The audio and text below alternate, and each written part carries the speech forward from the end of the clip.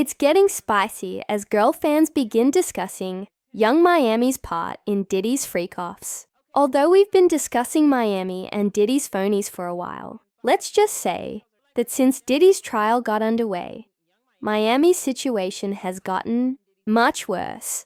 For starters, we learned more about the nastier than expected golden showers she had with Diddy. But there's more. Rumors are circulating that some of the freakoffs were so crazy that Miami allegedly suffered injuries at one of their parties and Diddy had to pay to heal her. This is going to be a crazy, chaotic mess, baby. So let's get started. Alright, so I'm not claiming that young Miami was involved in Diddy's antics, but the facts aren't helping her at all. You all recall the Jane Doe, who said that when she became pregnant with Diddy's child, Miami allegedly became so alarmed that she allegedly stayed with Jane Doe until she lost the child. According to court documents from July 2022, Jane Doe went to defendant Combs's house in Los Angeles. At his order, Jane Doe was forced to consume an unknown substance while in defendant Combs's restroom. She later discovered that the substance was or contained ketamine and or other substances, which caused her to intermittently lose consciousness and black out during the night. Jane Doe did not give her consent to consume ketamine and or other substances. She claimed that after passing out from the drugs, she woke up with numerous bruises, which led her to realize that a horrible thing had happened to her at that moment. As time passed, she would wake up with bruises and injuries, but no memory of how she got them. She stated that Combs would force her to do a show for him and would abuse her with drugs and drink until she passed out. This persisted until July 2024, when the victim claimed that she became pregnant with Diddy's child and that young Miami sexually assaulted her until she miscarried. The paperwork stated, shortly thereafter, Jane Doe took a pregnancy test, which was positive. Diddy's lawsuit is still pending. Jane Doe told Combs, the defendant, that the test was positive. Jane Doe, an associate of Carisha Brownlee, defendant Combs, by contacting her constantly and requesting that Jane Doe be fired. After having a miscarriage, Jane did not communicate with defendant Combs or his colleagues for about 3 months. But like I said, there are a lot of details linking young Miami to Diddy's freakoffs, like the time she threatened Diddy's other side piece. Gina Hunn was something like a freakoff. She said, "If I wanted you to eat my pee, Diddy would have had you on your knees. You would eat her, Gina. You've been down bad ever since I arrived into the picture. You've been screaming for a baby for 10 years.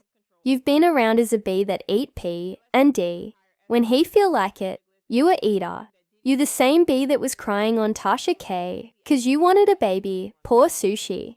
If you believe that to be the worst, there are more sources for that."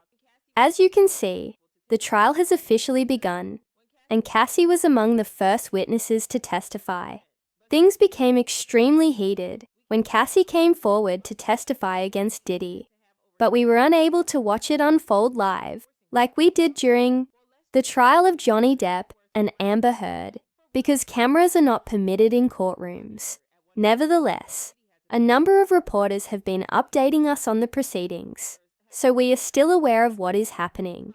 During the prosecutor's cross-examination, she acknowledged that Diddy would make her do freak-offs, even when she was menstruating. The prosecution then asked her, "Did you want to be urinated on?" And Cassie said, "No, I did not want it." The prosecutor then asked her how it felt, and she said, "It was disgusting. It was too much. No one could think I wanted it." She said, "Too much urine in my mouth. I didn't want anyone to urinate on me." In response to questions about why she choked and whether she wanted Diddy to urinate in her mouth, "I was clearly not interested in having 2 men urinate on me while I was on the ground." Things changed though, when one of the escorts said that Cassie had requested him to disclose information about her. So Cassie was actually the one that asked me to urinate on her. He stated in court filings. She asked me if I had ever done that before, after they had just left the room, and I replied that I hadn't. She then instructed me to do it, but it seemed like I was doing it incorrectly since they both stopped me and told me that I should only leak a little bit at a time, rather than going all out on her. It is hardly surprising that Cassie accused Diddy of pressuring her into doing those things, given the alleged power he has over her. If he reportedly forced her to hire escorts from Craigslist and Backpage, it's reasonable to assume that he also pressured her to inform one of them to spy on her. This is where young Miami entered the fray once more. She once acknowledged that she loved golden showers with Diddy. You have to try it. If you enjoy golden showers, I do golden showers, which means that when the guy urinates on you, you urinate everywhere. You like it, I just like it. However, as soon as Diddy was arrested and made public, she turned against him and denied ever having golden showers. I never said he was the one I did that with, she said. I may talk about intimacy too much, but everyone has their own unique experiences, and it's a part of life. Some people live their lives on the edge, while others get pooped on. She is now asserting that the golden showers incident never occurred, and that she made it up to advertise her drinking game. Some people are born AF, and I watch a lot of girls get peed on. If we are mature and at home relaxing and want to talk about intimacy, what's wrong with that? She wrote on Twitter, "Do you remember why you fell in love with me? After learning that you enjoy getting peed on in Miami." Someone replied on Twitter saying, "I was playing a ninja, never ever peed on me. I did that to promote my card game, and it did exactly what I needed to do." However, during an Instagram live with Saucy Santana, she publicly stated that she enjoyed golden showers. Therefore, that was a complete lie. And she had already been pushing those vehicle games for a long time before that. Urinate on me. I'm peeing on your period. I already urinated on you during your period. And I would be furious at any moment, like, pissy ho. To make matters worse, a blind item showed that the golden rains had occurred.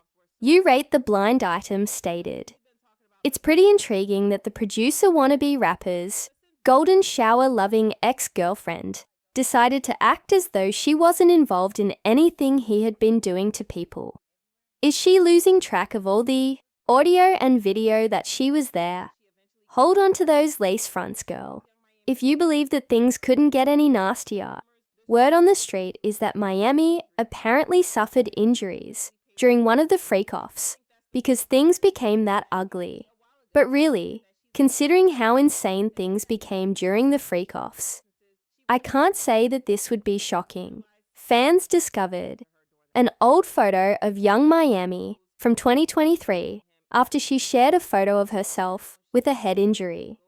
In light of the recent claims, some are now guessing that Diddy allegedly paid a nurse to treat Miami after she suffered the injury in a freak-off. I understand that this sounds crazy, but wait. In her case, Cassie asserted that Diddy had complete authority over her medical records.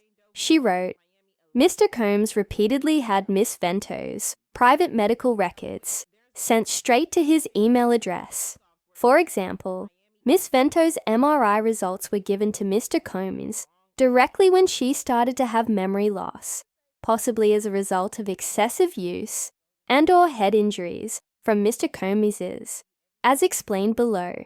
Additionally, Cassie stated that Diddy would frequently leave her hurt following the freak-offs, particularly after touching her. She wrote, "Mr. Holmes used his wealth and influence to plan massive measures to conceal the evidence of his wrongdoing after each incident in which he mistreated Miss Ventura, including keeping her in hotels for days at a time to allow her bruises to heal."